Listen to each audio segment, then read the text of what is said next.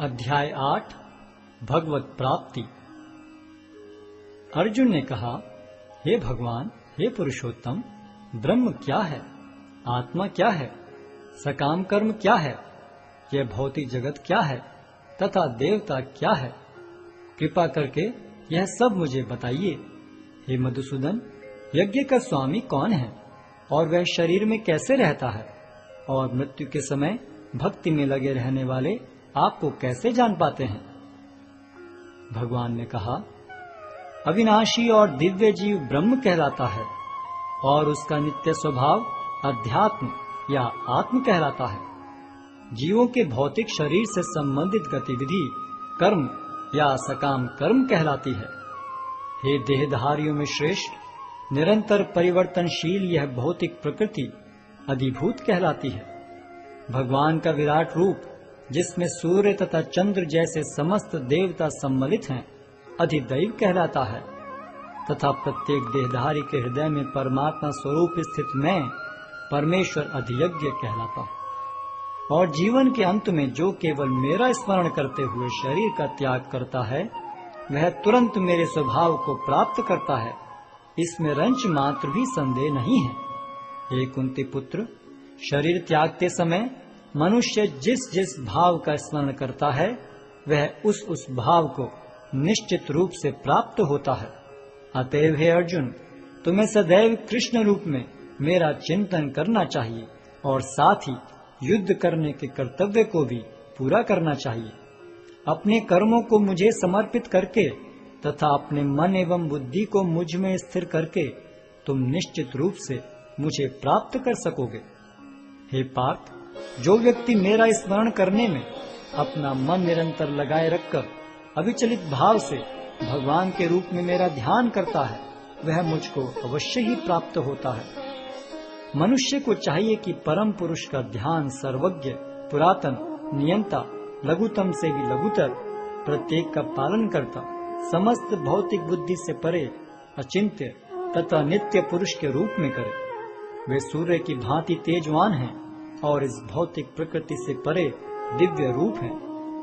मृत्यु के समय जो व्यक्ति अपने प्राण को भवों के मध्य स्थिर कर लेता है और योग शक्ति के द्वारा अविचलित मन से पूर्ण भक्ति के साथ परमेश्वर के स्मरण में अपने को लगाता है, वह निश्चित रूप से भगवान को प्राप्त होता है।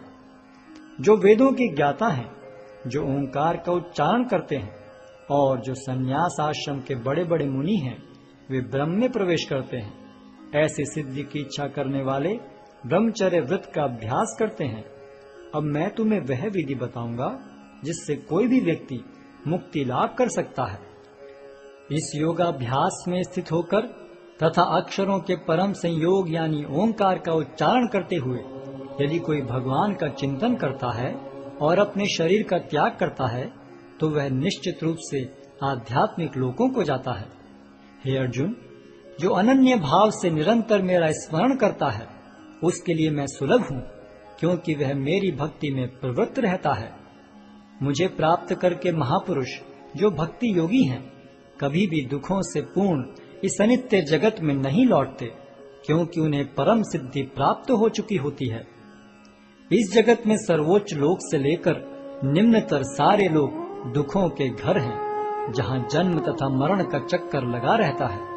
किंतु हे कुंती पुत्र, जो मेरे धाम को प्राप्त कर लेता है, वह फिर कभी जन्म नहीं लेता।